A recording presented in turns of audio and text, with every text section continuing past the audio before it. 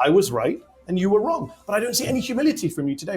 So in order to defend Israel, you're withdrawing your allegation against Russia. Hang on, let me answer. This is my show. Bismillahirrahmanirrahim. Assalamu alaikum, brothers and sisters. If you're watching this video and it's Salah time, please pause it and go pray and come back when you're done. Please check out the description section of this video to support the channel. So by now we just seem to be repeating ourselves and calling it the genocide denial of Piers Morgan. But it was quite interesting to see Piers in the hot seat for a change as the interviewee rather than the interviewer. Mehdi Hasan hosted Piers and gave him a taste of his own medicine by putting him under the microscope and grilling him on Israel's war crimes. And this time around, Piers' attempts to present himself as a neutral didn't work as well as it does on his own show. Looks like another Muslim boycott of Piers Morgan is on the cards. Let's take a look. There is a question you have repeatedly asked all your Palestinian and pro-Palestinian guests, and you've had a lot of them, to be fair. People have praised you for that, to the point where it's become a bit of a joke, a bit of a meme. So let me start by asking you a version of that question. Do you condemn Benjamin Netanyahu's terrorism against the children of Gaza? The aggressive, violent expansion on the settlements on the West Bank, I think you could inarguably say, well, that's a form of terrorism. My hesitation in using that categorization for what Israel has done in Gaza is that, as I've said to Palestinian guests, I'm not sure how else people expected or how else the Israeli government should have responded to the terror attack of October the 7th, given the monumental scale of what happened that day. It seemed to me Hamas knew exactly what Israel would do, didn't care about its civilians, was hiding amongst them, had a tunnel system and thought, bring it on, let's have this out. So I've always felt that Israel not only had a right to defend itself, but had a moral duty to defend its people. By killing Palestinian kids? I think the particular problem in Gaza is that half the population are under 18, of 2 million, and that clearly a disgusting amount of children have been killed in this conflict. So my answer to your question, I wouldn't categorize it as terrorism to respond to a terror attack by going to kill the terrorists. However, has it got completely unacceptable, the level of civilian death that's been going on in Gaza, particularly children? I say yes, and this has to stop. What is the acceptable level of death? Well, I don't know. That's why I've always said from the start, what is proportionate? What do people expect people to do? I mean, for example, when America, after 9/11, went into Iraq, I waged a campaign against the Daily Mirror newspaper against it. I thought it was an illegal... But you haven't waged a campaign against this? Well, because the point about Iraq was they didn't perpetrate 9/11. Nothing to do with it. So it's about the goal, not the conduct of the war. I'm asking you about the conduct. Yeah, right? I don't want to have an argument about the goals. I understand. I'm saying if you kill, for example, you saw the video, because I know you're on social media as much as I am, a video that Washington Post verified of a little kid, 13 years old. He's attacked by a drone, minding his own business. He's not Hamas. There's no Hamas hiding behind him. He's attacked. As he's bleeding out and people come to help him, they attack again. That's a double tap. It's what Al-Qaeda and ISIS do, double tap strike. How is that not an act of terror? Well, because 2 kids are killed deliberately. I've seen a lot of videos. Some of them are... But that one specifically, is that an act of terror in your view? It is in your eyes. No, I'm asking your view. Well, no, I haven't seen the one you're talking about. What I would say about it is that I want to see all of these things properly investigated and to establish whether there have been war crimes committed. And if there have been, absolutely hold the people who perpetrated it to account. Mehdi was a lot kinder than, say, Mohammed Hijab was when throwing Piers' own catchphrases back at him. How anyone can attempt to be impartial about Benjamin Netanyahu is beyond me, as the Israeli Prime Minister is evil personified. When Mehdi asked Piers if he condemned Israel and if he would classify their war crimes in Gaza as terrorism, Piers half-heartedly said he could see where that could be applicable in the West Bank, but not in Gaza. Even when Mehdi stated the fact that 50 times more people have been eliminated by Israel than by Hamas, Piers again absolved Israel of the same charge of extremism. The math is not mathing. According to Piers, Hamas eliminating around 1,000 people is worse than Israel eliminating more than 50,000 people. Piers robotically listed off his token slogans: October 7th, Israel has the right to defend itself, and a proportionate response. Give it a rest, Piers. If it wasn't bad enough that Piers condoned innocent civilians losing their lives due to Israel's retaliation on Hamas, Piers still denied Israel's extremism when Mehdi gave actual examples of children being taken out in an inhumane fashion, by saying he would only make conclusions after things were properly investigated, despite there being video evidence for all to see. Let's look at it this way. Most people in most countries are not happy with their elected governments, and if our elected officials attacked another nation, which we as citizens did not consent to or approve of, and that resulted in us as civilians being in danger, it would be an extremely unfair situation if we were to be harmed. If that situation persisted for over a year on a daily basis, it would mean we were being terrorised with our very lives on the line. So Piers Morgan's ignorance of this fact is either down to prejudice or an agenda. Let's take a look at the next clip. So you think Yahya Sinwar is a terrorist, right? Yeah. And there was an arrest warrant request for Yahya Sinwar from the International Criminal Court Chief Prosecutor Karim Khan, British lawyer. He's also put out an arrest warrant for Benjamin Netanyahu. This is what he's accused Netanyahu of: starvation, murder, willful killing, extermination. How is Netanyahu not a terrorist, Piers? Well, it may end up being that he is convicted of war crimes that suggest he's a terrorist. But Sinwar wasn't convicted of. Well, Sinwar. I'm just being consistent. The ICC chief prosecutor put out a warrant request for both. Here's the difference.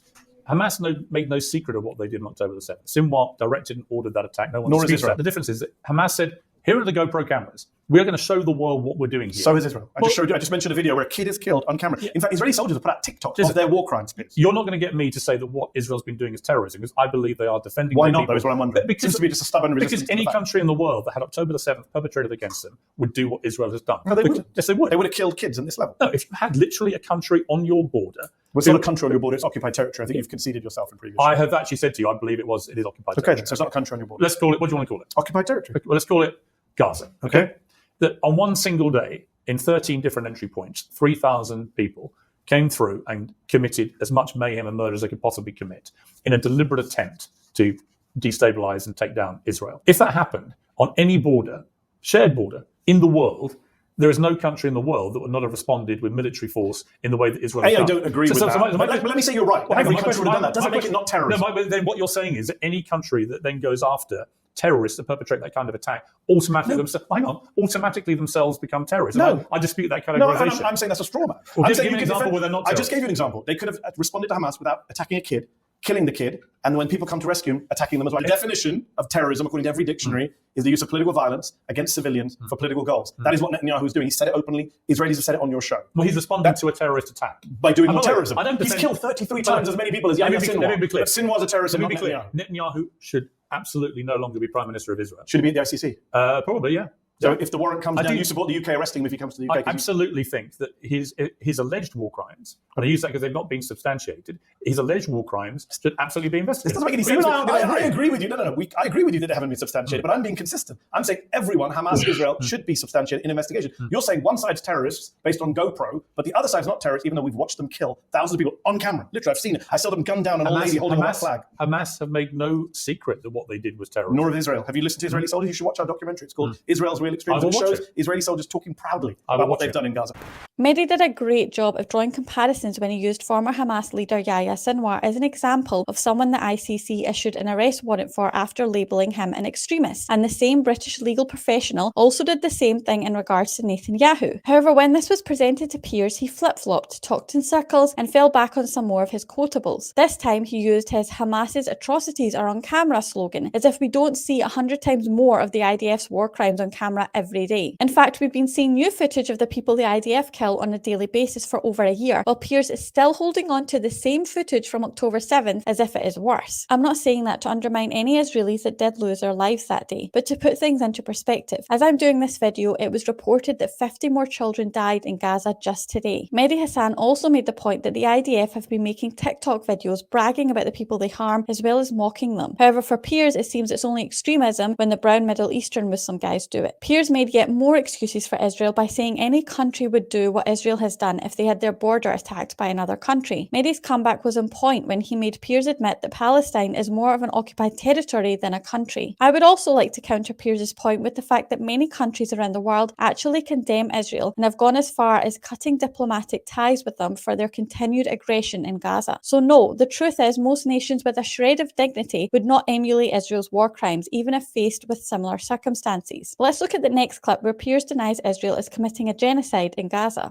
Why are you perfectly happy to call what Russia is doing in Ukraine a genocide, but not what Israel is doing in Gaza when there are fewer civilians, far fewer kids killed in Ukraine than in Gaza, arguably way less genocidal rhetoric from the Russian government than we hear from the Israeli government? Why are you so uncensored on Russia but not on Israel? What are you afraid of? The word genocide is where you deliberately exterminate a group of people based on ethnicity. And the reality about, let's take Gaza first of all. If Israel actually wanted to get rid of everyone in Gaza, they have the military power to do that. They have nuclear weapons. They could just nuke Gaza, as some of them, I suspect, would quite like to do. They've got some massively right-wing headbangers in that government, Ben-Gvir, Smotrich and others, who I suspect wouldn't hesitate to wage a form of genocide. So I accept that completely. But the reality is that there are 2 million people in Gaza, of which, depending which estimate you want to believe, but the official records from the Hamas-run health authority, there are about 45,000 people have died, of which it is estimated that around 15 to 20,000 are Hamas, and the rest are civilians. That's well, they're estimated by Israel. But okay, but there are different figures put up. But let's assume it's in that ballpark. Okay. No. Well, okay, but You can say that. Here's my point. It's not 2 million people, which Israel That's has. not the definition of genocide. Well, isn't it? No. The Genocide Convention doesn't say you have to kill everyone. By the way, you said this to Bassem Youssef, our good friend last week on the show. He said, well, I want to read you exactly what he said. Israel hasn't nuked Gaza, quote, they could have done. They haven't done that. If you're really genocidal, why wouldn't you do that? Yeah. But Russia has the ability to nuke Ukraine too. Russia has the biggest stockpile of nuclear warheads in the world. So why hasn't Russia? The Russians are doing a genocide. No, I don't think they are, and I shouldn't have said that. Wow. Yeah. So in order to defend Israel, you're withdrawing your allegation against Russia? Yeah, because you made me think about it. I didn't remember that I'd used that word in relation to... but it's not just Russia. Because you said it about many people. Well, okay, so... You said Bashar al-Assad in 2012, 1 year into the civil war in Syria, when the death toll was much lower than Gaza. You said it was a genocide. You said the Rohingya in Burma... Well, that's interesting. You said Rohingya in Burma. Answer. I'm finished my question, then you answer. Okay. You said the Rohingya in 2017, far less death toll in Burma, is a genocide. So I look at Piers Morgan and I say, here's this uncensored person, very bold, outspoken, opinionated man. He says Syria's a genocide. Burma's a genocide. Ukraine's a genocide. Israel? No, it's not a genocide. Yeah. And now today, actually, I'm going to withdraw the charge of genocide against Ukraine. That's how much I don't want to accuse Israel of genocide. No, it's not. It feels like you're afraid. No, the other examples I would give, I would say absolutely there was genocidal intent. So are you withdrawing it on Syria and Burma as well? No, because I think they are definitely a genocidal intent. They're genocidal intent. What you want people to believe is that what Israel is doing, without any reference to October the 7th, they want to basically kill Bashar al-Assad would say exactly what Netanyahu says. He says, I'm fighting terrorists. They're hiding amongst civilians in Homs. Let me ask you. Assad uses the same... Let me throw it back at you. No, to quote you, this is my show. I've got limited time. I'm asking you questions. Bashar al-Assad would say exactly what Netanyahu says. He says, I'm fighting terrorists. I don't believe him, and you don't believe him. We don't like Bashar al-Assad. We agree on Assad. Yes. But he would say exactly what Netanyahu says. I'm fighting terrorists who are hiding amongst civilians in Homs, and I'm bombing them. I'm fighting a war of self-defense. You say genocidal. I say, yeah, maybe genocidal. Israel says Amalek. They say total annihilation. They say we're going to destroy Gaza. We're going to level it, etc. You say not genocidal. I don't get it. I don't think it is genocide, no. Even though the facts say otherwise. I just find it fascinating that you'll call every other conflict which has fewer deaths than Gaza genocide. At this point, it's clear that Piers is 100% a shill for Israel. He just goes about it in a very clever way. His game is to appear to be someone that is on the fence, and he uses this position to paint the Gaza genocide as some sort of even war. This could not be more evident than when Mehdi outlined Piers' stance that there were genocides that occurred in Burma, Syria and Ukraine, despite the death toll being much less in those places than Gaza. As you saw, Piers crumbled and changed his position on Ukraine, doing a complete U-turn, denying there is a genocide going on over there, just so he could back up his false claim that Israel are not carrying out a genocide in Gaza. Piers bending over backwards to cover up for Israel just comes across as grovelling at this point. And on top of that, did you guys catch how Mehdi had to educate Piers on the correct definition of genocide? Because despite denying a genocide is going on, Piers didn't even know what the word meant. Like Mehdi said, a genocide doesn't have to be an instant process, taking out a whole population in one go. It can be a gradual process with the same intent. Piers even shamelessly rattled off Israeli death toll figures, something Mehdi flat out refused to entertain. And this further shows the hypocrisy of Morgan. Piers himself has called out Israeli officials for making up numbers on his own show, and now he is quoting them, which just once again proves that the drama he creates on his show is just for clicks and ratings. So how many civilians do you believe you've killed? We don't have exact figures, as you know, it's the fog of war. But you've got exact numbers for Hamas terrorists you've killed. Why wouldn't you know how many civilians you've killed? Well, give me a ballpark number for civilians. Well, you can use the ballpark as far as the Hamas figures. The fact is that Israel's military is killing Palestinians at an average rate of 250 people per day, which exceeds the daily death toll of any major conflict of recent times. As you saw, Piers again defended Israel by stating genocide is down to intent, despite Piers himself previously saying on his own show that Netanyahu's cabinet have genocidal intent. My question for Netanyahu, I would say, what are you trying to achieve here? Because it seems to me you're just levelling Gaza, and you have a bunch of right-wing nut jobs in your cabinet who actually do speak in quite a genocidal way. Yep, Morgan is a walking, talking contradiction. Mehdi also countered with the fact that Bibi has even used religious texts to justify wiping out Palestinians. Let's look at the last clip. You don't think they're trying to erase northern Gaza right now? I think what they're doing. Are you seeing what's happening in northern Gaza? Here's what I think they're doing. I think Israel genuinely believe what they're trying to do is eliminate Hamas, who they perceive to be a terrorist. I think you're speaking on behalf of Israelis who aren't saying they're making it very clear. It's not just about Hamas. They're seizing territory in Gaza. They're planning to, some of them are planning to resettle in Gaza, and right now, northern Gaza, according to the UN humanitarian chief, everyone is at risk of dying, Piers. Everyone. That's the words of the UN humanitarian chief. Don't misunderstand me. I think what's happening in Gaza is horrific. You just won't say genocide? No. You asked me if it's genocide. I don't think it is. And you asked me if it's terrorism. I don't think it is. Do I think it's got unacceptable, the level of civilian death? Absolutely. But you do think Netanyahu probably could end up with the ICC? Do I think that they have no plan for the end of this? Absolutely. Do I think Netanyahu and the headbangers on his cabinet should go? Absolutely. Do I think Hamas should have any authority going forward? No. So there are lots of ways that we can try and... I know, but ultimately history will judge where you were on this, and they'll say you were right on Iraq and you didn't really come on board on Gaza. I don't think they'll find that you were right about calling it terrorism or genocide.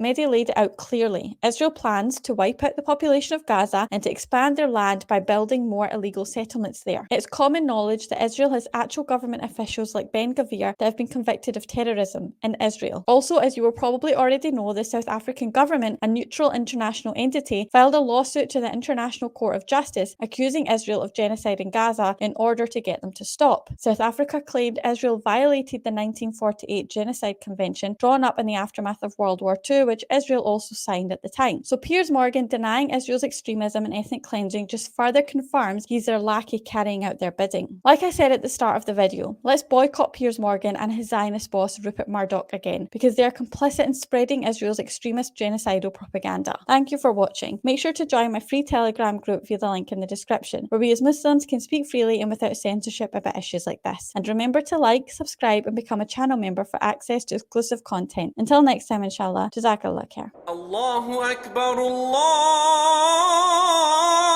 Akbar, Allah.